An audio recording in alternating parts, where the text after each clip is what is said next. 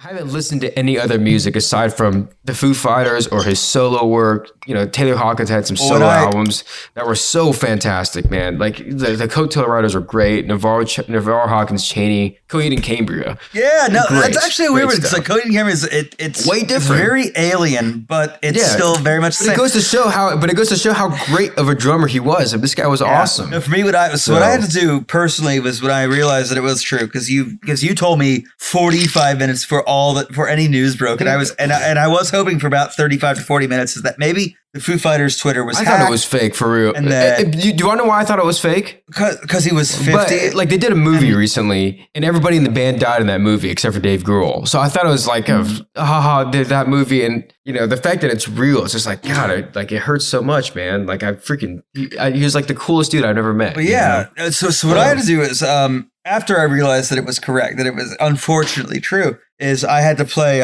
Learn to Fly. Yeah. And for no other reason than 1, Foo Fighters, 2, awesome, and 3, Run Tell All the Angels, this could take all night. And I'm like, I mean, there's so many lyrics that, like, you know, you hear it, it's like, God, this could have... That was just the Foo Fighters song, and I was like, you know what? Yeah, you know, but seriously, may he rest in peace. What a talented drummer. The guy can play in any time signature, can play so many styles of rock and roll. Well, the ability to change time styles within a single song, that's like Bonham-esque. That's not insubstantial, let's put it that way. And, you know, the world was definitely better off with him than without him, so may he rest in peace. Thank you for everything, Taylor Hawkins. Cheers.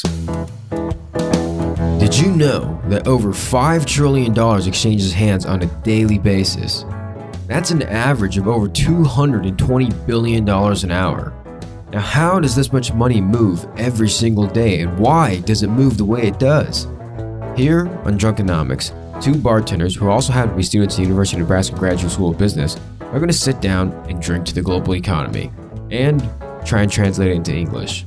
So sit back, relax, pour yourself a stiff one, and have a drink with us to the comedy that is the global economy. All right, welcome back to Drunkenomics, the drinking podcast with an economics problem. At least one economics problem. We have more than that. I don't think we have one. I think we have plentiful. We have several economics problems. Copious amounts. I think we can solve them all. I remain your more gracious host. Yep. And I'll be honest, I'm not thrilled with the position. Oh, and you're not. Of course, that makes me James Goldwater. And across from me in the fair state of Texas, my less gracious friend, Mr. Aaron Wong. Yeah. How are you doing, Aaron? I don't know. I think I've been better. I just opened up the thing of vermouth to make my Manhattan, and it sprayed and it like went right into my eye. You know, it's just. Well, let me ask you. I haven't been more hurt since Taylor Hawkins died. Aaron, you're a pure sweet vermouth guy, right? Yeah, I mean, sometimes I like to flirt a little bit with dry vermouth, but you know, I don't know. It depends on the mood. But I not really. I mean, okay, sorry. So I'll be honest. I agree with you.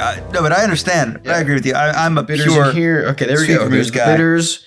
Shake this bad boy around a little bit. A quick stir.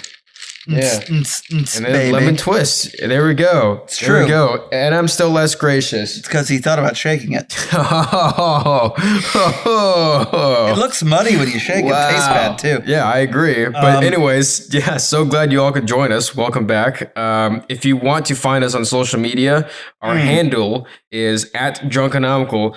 DRUNKENOMICAL. That's us on Facebook, Twitter, Instagram, the metaverse, whatever you want to call it. Sorry, I'm still trying to garnish my Manhattan right here. Got it. As long as they don't garnish our wages, cut my thumb off. And so, you can join us. You can join us on those. That's our social media. You want to know what I'm not proud of is the U.S. GDP growth in Q4. That's what I'm not proud of. Even though it's kind of cool that it grew at exactly 6.9%. So it's like, cool, nice, 6.9%. Way to go, everybody. Right. But the expectations were 7 to 7.1%. I don't know, 0.1%, or if you want to call it 10 to 20 basis points.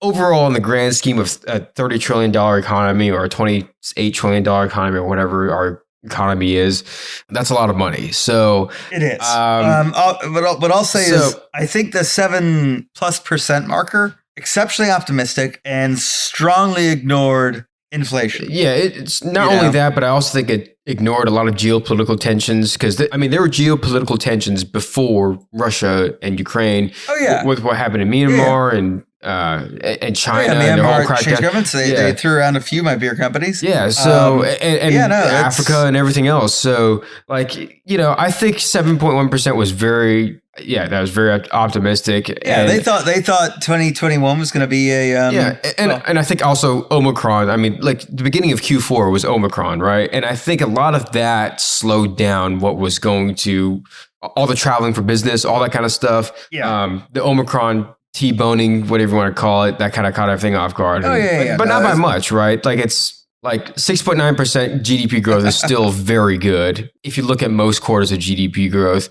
But speaking of which, going into our, how strong our economy is, 455,000 jobs added from the private sector. Oh yeah, non-farm reports. Yeah, that's a pretty solid job ad. It beat expectations.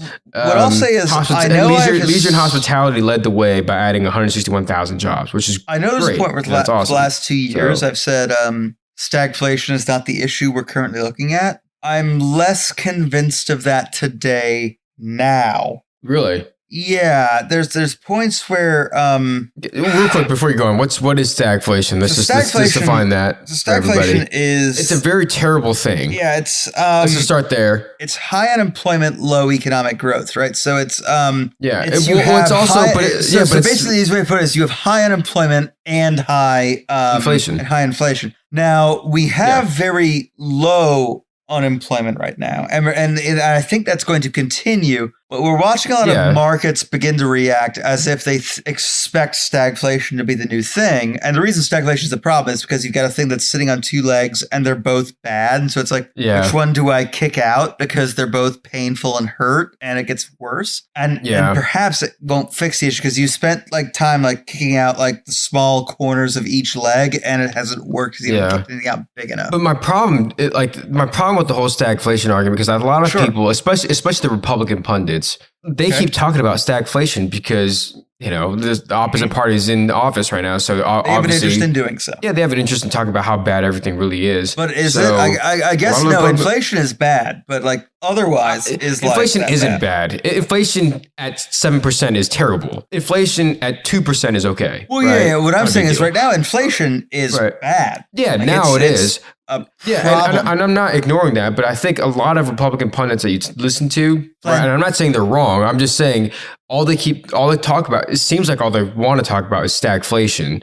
Mm-hmm. And aside from hyperinflation, I think stagflation is probably the worst economic outcome an economy can probably have. Oh, yeah. Because it's saying your buying power is decreasing, and not to mention your economic output is also decreasing. So it's double negative. I don't know which thing you have to kick to get this thing back in gear, because normally when one's bad, you kick the other, but when they're both bad, what do you fucking do? Right, exactly. No, which to me, it makes me want to talk about the Keynesian theory of economics. Which I'll get into later. But it's it's normally when the economy slows down, it's like, okay, we need to stimulate the economy. How do we do that? Some sort of QE, lower interest rates. Well, you have two options. Taxes. So you have two options. You have the entire premise of monetary policy coming in very quickly and doing quantitative easing. And then the entire premise is that the monetary and the fiscal arm of policy are supposed to work hand in hand, such that monetary is supposed to arrest the initial failure, and then fiscal policy is supposed to stimulate outside of that. So essentially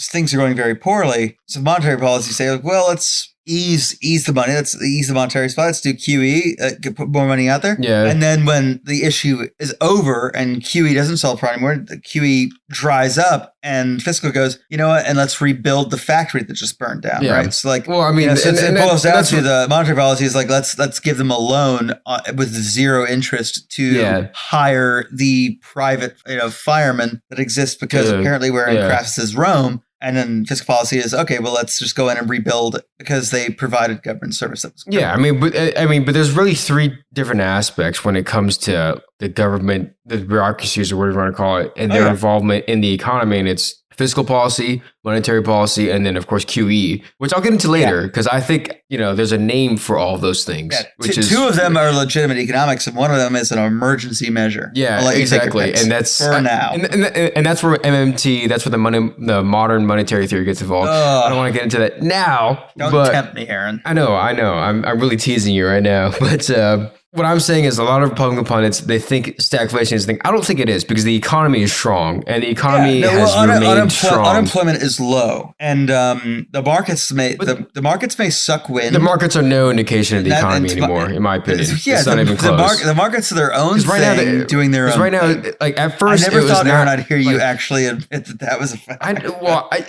Remember like 2 years ago or a year ago or whatever it was. I remember when we first started talking, and you just said, "So it's all bullshit." And we were doing past 2 in the igloo, and we were just like, right. "Wait, so it's all?" But I didn't. And I was like, "Yeah." No, I didn't say it was all BS. What I said was like the markets are like like a future indicator of the economy. So if the markets are up, or not even that, but it's more of just the markets are the ADHD kid in your class. Yeah, I mean, my thing is like the markets, like, you know, if the market and the economy had a relationship, the markets would have a beta of like 3.5, you know, to the economy, right? Yeah. If that makes any sense, right? So basically, if the economy increased, you know, 1%, then the markets would inflate in value by 3.5%.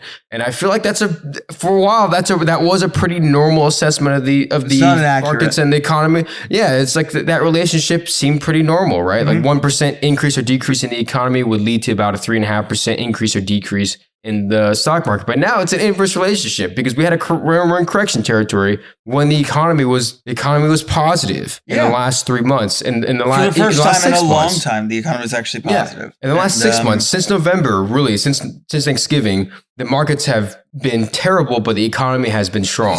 So that's the weird thing is when the market, which is supposed to be the thermometer of the economy, is reacting antithetically to the economy. That's what I'm saying. I've never actually been like, well, we should actually cancel certain things like markets, but boy, do I have something. Yeah. So like based on my observations, I'm just like, what, like, do people not see this relationship here? Like the markets have been tanking since November. And then of course the last 10 trading sessions have been great, but not aside today. From that, the market, not today, I thought. Today was down slightly. So it's the last 4 days have been up. So that's I mean, today was down slightly. It still closed above 4,600, I believe, which I remember like yesterday when it closed above 4,600, everybody was like, oh my God, the S&P closed above 4,600. Great. What a great day.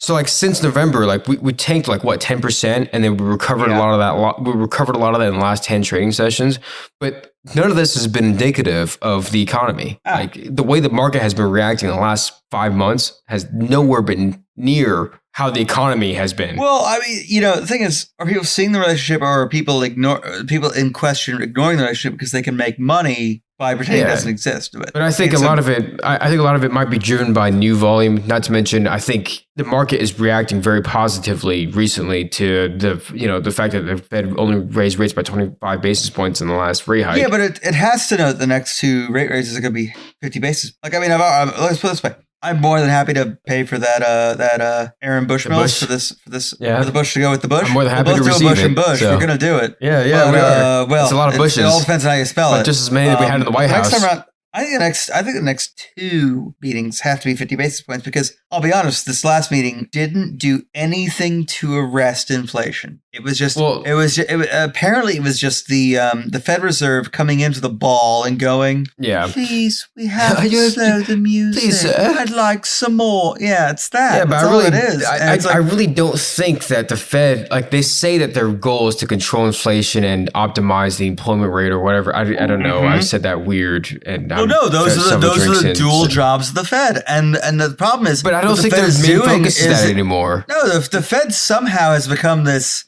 We need to support the markets. And my response to that is absolutely not. Right. For me, to use a Disney musical standpoint, it's not because I've been drinking and watching Disney Plus the last few weeks. Okay, not even the Foo Fighters. It's not even like they're playing Moana and they're trying to like explain like sailing. No, what's happening is the Fed has gone from like being like, oh, we have 2 jobs and they're basically unemployment and inflation to unemployment, inflation, and markets. And if I have to let one of these go, it's not going to be the markets. So when they're supposed to be dealing with inflation, instead of being like, as in Mulan, they said, let's get down to business or somehow I'll make a man out of you.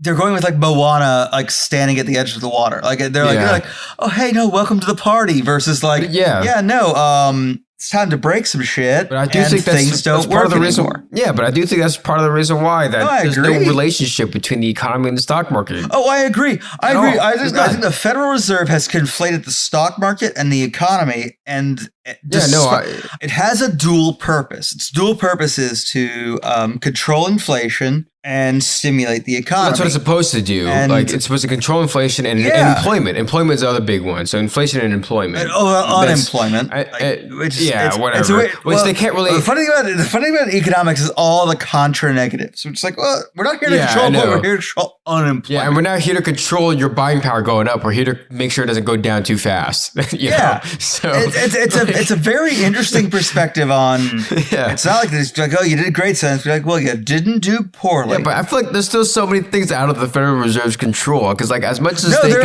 here's the worst part. The worst part is there are a lot of things out of the Federal Reserve's control. The problem is the things that are in the Federal Reserve's control, they still do poorly. That being said, I still think the Fed has weathered this crisis better than was alternatively likely. I 100% agree with you. And I think what they did, because to me, there's QE and there's a name for QE. And then, of course, there's monetary and fiscal policy, and there's a name for that, too.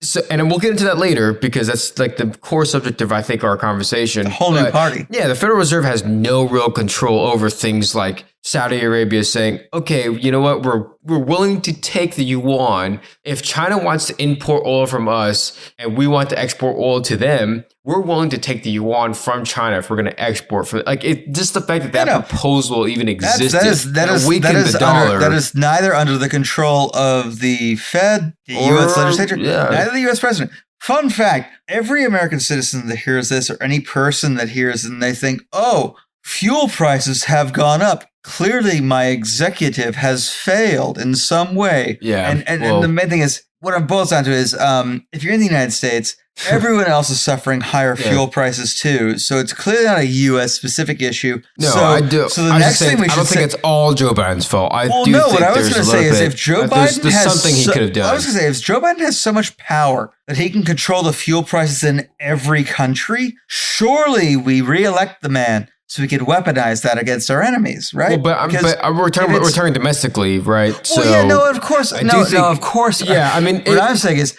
everyone's like, fuel prices have gone up in France and the U.S. Thanks, Biden. I was like, yeah, but he fucked the French too. That wasn't on him. Wait, how was here on him? Yeah, I mean, it's like either everything or nothing. You can't have a half. Yeah, I mean, the UK is paying $10 a gallon or whatever it is. And as we were saying from equivalents. And as Tim was telling us, as good Tim, our good Aussie bloke, was telling us they had halved the Australian fuel tax from 22 to 11 cents a liter. Which that's here's my thing, and to be fair, and I'll be honest, and I'll just say it as Tim did. It's a budgetary move. They went from 44 to 22 cents per liter for the next 6 months. But then again, the election is in 6 months, so it is a vote us back in policy. And I'll be honest, Tim, good on you, mate. You found him. You called him out. That's Drunkenomical knowledge. That's my dude.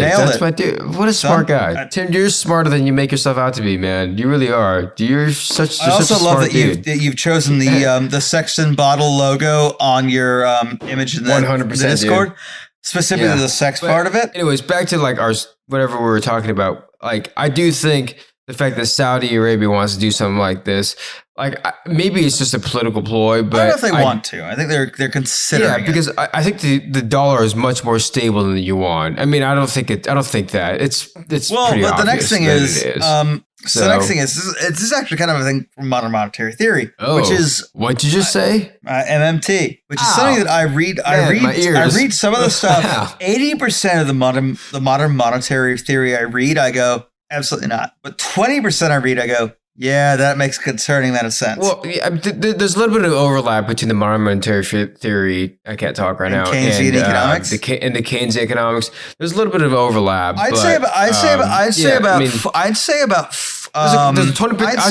a 20% overlap. No, I'd say there's an 80% overlap between MMT and Keynesian. Yeah, wow, that's crazy. What happens is I think there's 80% of the body agrees over like this. And there's 10% on either side going wild. I'd say at most 50% or at least 50%, not even at most. No, but That's crazy, even Keynes allowed for certain points, which is why I think I know what you're talking about, which is the actual monetary value of dollars or money, specifically monetary value of pounds, because Keynes was English.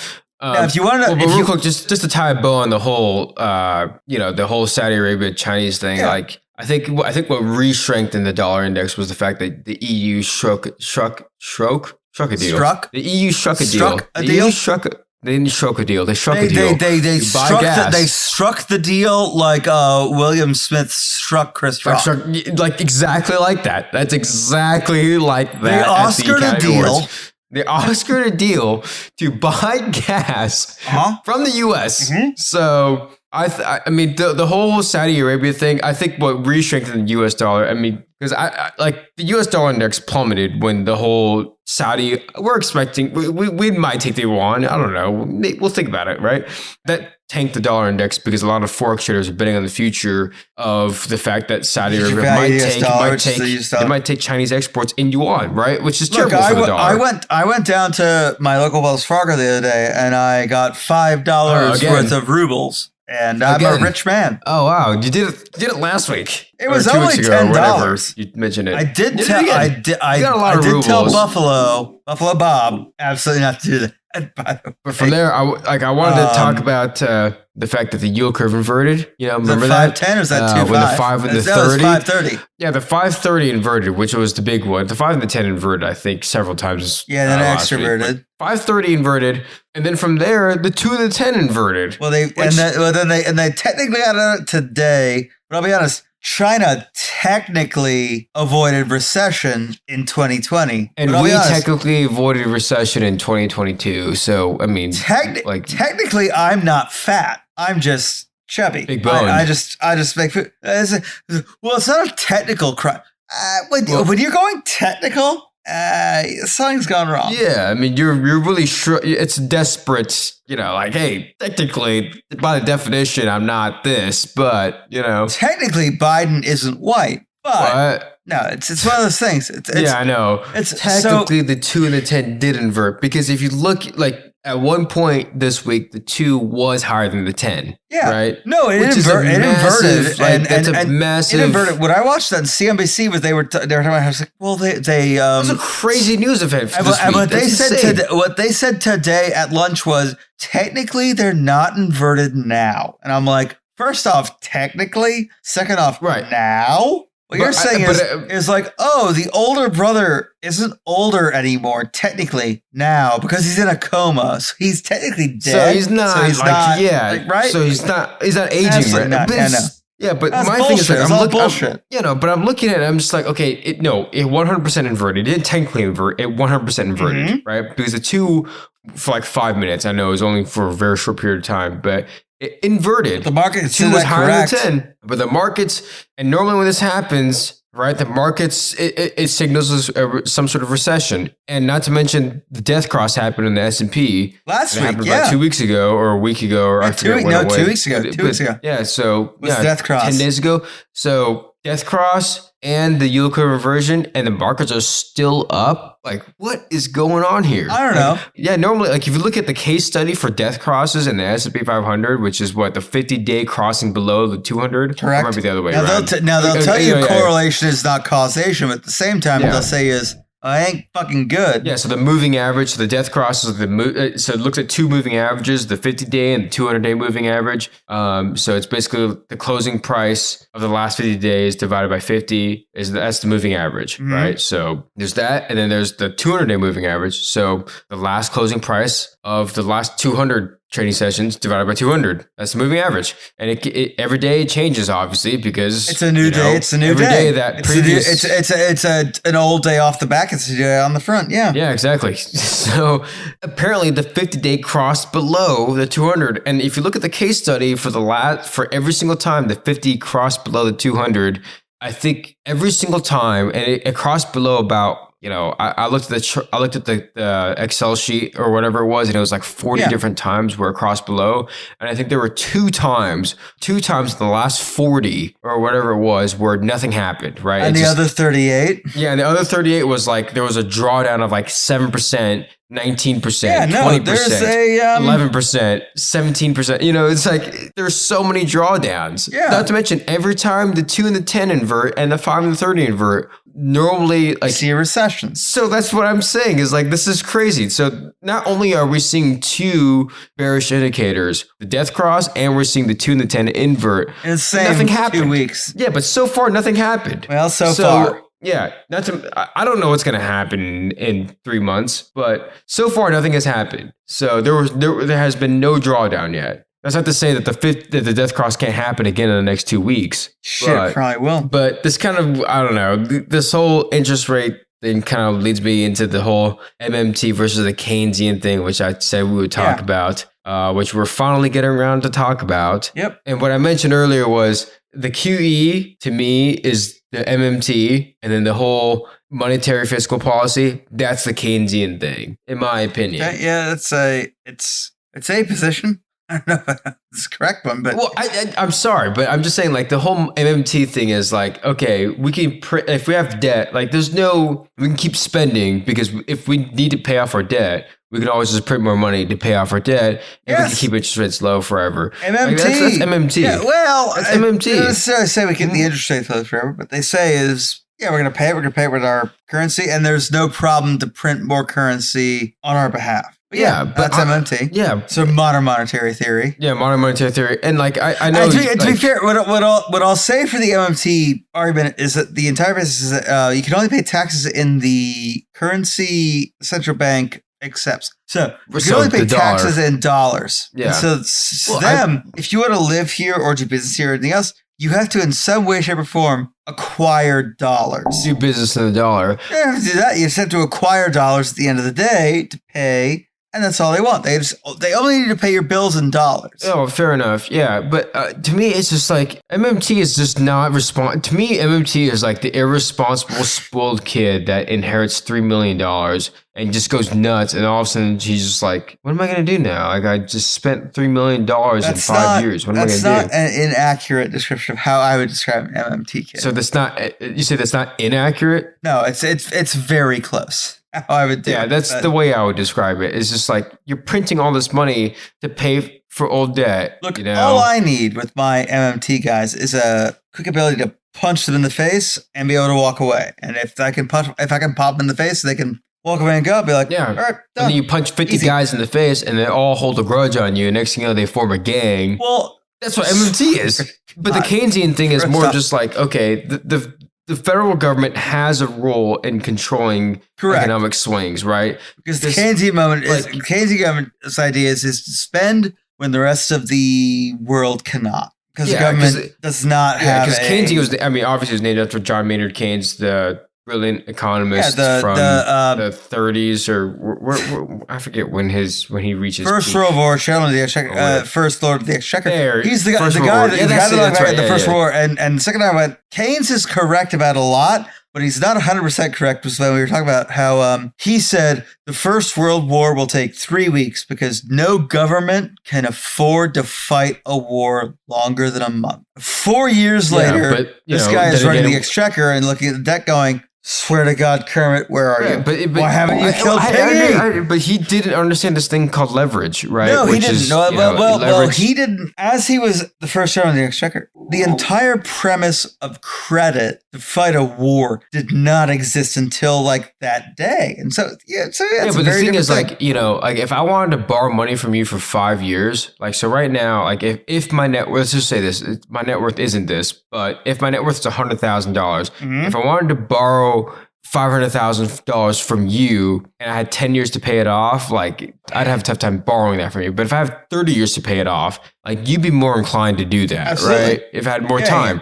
So that's kind of like the thing about John Maynard Keynes is like, they're putting on these 100-year, or these adjustable rates or whatever it is. I don't know the terms of those loans that they were issuing back in 1915 or whatever it was. 1917. Like, yeah, like I have no idea back what in like the day. Back in literally way back in the day, over 100 years ago. I have no idea what the term structure was and what I have no idea, right? But you know, if someone says, "Hey, I'll pay you back," and not just someone, if the U.S. government or the UK says, "I will pay you back in 100 years," you're backed by the full faith and credit of the London government, Interbank. Yeah, it's like the London Central Bank. It's like, okay, yeah, you know what? Sure, here's $15 million. You know, pay me back in if you're JP Morgan, we're like, yeah, sure, here's $15 million.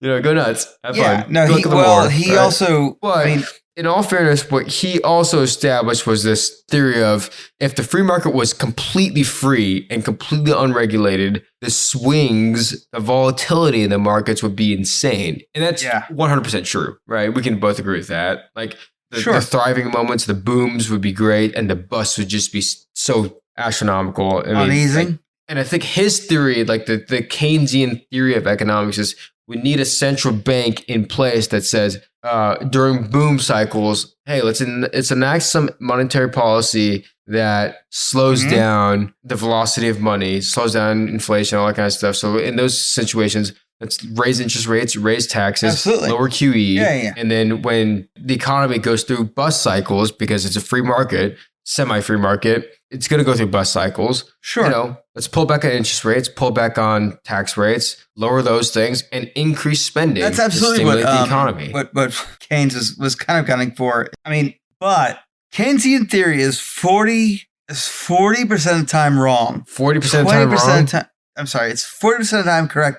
20% of the time it's wrong. And that's where MMT and Keynesian meet. And then it's the argument where it's like, why don't you like MMT more? My response is that because it's not correct. I just think MMT is irresponsible. Like, to me, Keynesian theory makes sense in this because, like, no, Keynesian theory makes sense, but MMT. And I understand where you're coming from, where it's like, I don't like it. It doesn't make sense. My thing is, I don't. Yeah. I mean, you know me. My thing is, I don't like QE. Absolutely. Right? Neither do I. I get when we need to use it, but I don't like it. I don't even like the fact that we have a central bank that can raise and lower rates like that. You know, like they can just manipulate the. I don't like that, but I get why it exists. Yeah. You know what I mean? Purpose. Yeah. And I think that's the Keynesian thing. Like, hey, let's let the free market do its thing. But the role of the government, the role of the central bank is this. It's to control inflation and employment. And this is the way they do it is they raise interest rates when the economy is going crazy, and they lower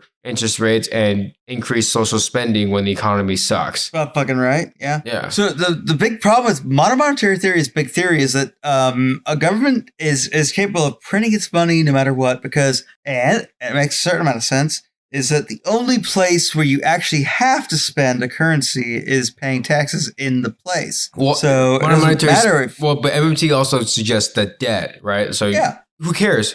Debt has nothing to do with the future generation and their taxes. Which is true. That's true, but at the same time, it's incorrect in terms of the fact that, frankly, like... I think we all need as a generation to just like kind of burn down where it's currently sitting at. But frankly, I don't have that kind of money. But it's also like a lot of people like to compare the national debt to like household debt, right? And they remove a bunch of zeros. And it's just like, dude, no. Sorry. The federal government doesn't have a finite life like you and I do. All right. It's technically, we don't know when the federal government go on from now to infinity. And frankly, it's only $1 a day until we get there. Yeah, exactly. So, I mean, that's my thing with MMT and the Keynesian thing is like the Keynesian thing makes a little bit more sense to me. The MMT, I just don't get this QE. Like I don't get it. Keynesian theory isn't wrong, but the current status about Keynesian theory is absolutely incorrect because they're not even trying to. What do you mean by that? The current status of Keynesian theory. People who are like, Keynes, he just thinks supply and demand. Oh, so are you saying like the perception of John Maynard Keynes and his the perception of Keynes is fine, but it's missed the table by about 20 feet. I mean, my thing is like, if there was a role in the government in the free markets, if there had to be one, this would be it. What Maynard Keynes said was, we get him up, we put him up on a horse. Yeah, it'd be fine. Yeah, let's slow down this velocity of money when things get too hot, and let's speed it up. Let's heat it up when it gets too cold. And that to me makes so much sense, right? Agreed. He's not. He's just here for the cherry and like when you cook your Thanksgiving dinner, you got to heat it up, and if you have too much, you got to cool it down and put it in the fridge and save it for the next time you're hungry. And then when you're hungry, heat it back up. Right? Exactly. That's exactly what it is. I fucking nailed it. So drink, because I just made an analogy. See, right? I did that. So yeah. With that said, as you may or may not know, James is very drunk. James needs to go home and go to sleep. Yeah, as you score your drinks, yes. Let us send James off by reminding you to join us in our Discord. You can find that through our social media at Drunkenomical, DRUNKENOMICAL. That's us on Facebook, Twitter, Instagram, LinkedIn, whatever it is. Find us there. Tell James that he needs to be more of a drinkonomist instead of econoholic. I accept that challenge, sir. You're welcome. And then from there, you can always, like we mentioned earlier, merch. Drunkenomics.myspreadshop.com. That's what it is. And yeah, get yourself a nice black or darker black or even darker black hoodie. You can also get some sweet t-shirts, a coffee mug. You could even get a baby bib. Or a dark black hoodie. Or a dark black baby bib. Yeah. Or dark black baby bib. And then from there, last but not least, if you want to be like our cool man Bob, join our Patreon, patreon.com/drunkenomics. Yeah, help us, keep the lights on. What do you say? Keep the ice cubes cold? The ice frozen, like have it stocked. And it gets worse, folks. And it only gets worse because I'm pretty hammered right now. James is pretty hammered. I'm always there. Yeah, I have filled and killed. And with that said, I just want to remind you, remember to always play chestnut checkers. Don't brag, just say, it only gets worse. I don't know how many other lines we have. I just know that Tuesday's always worse. And more important, but the most important thing is stay drunkenomical, my friends. Cheers, y'all. Cheers. I am very drunk right now.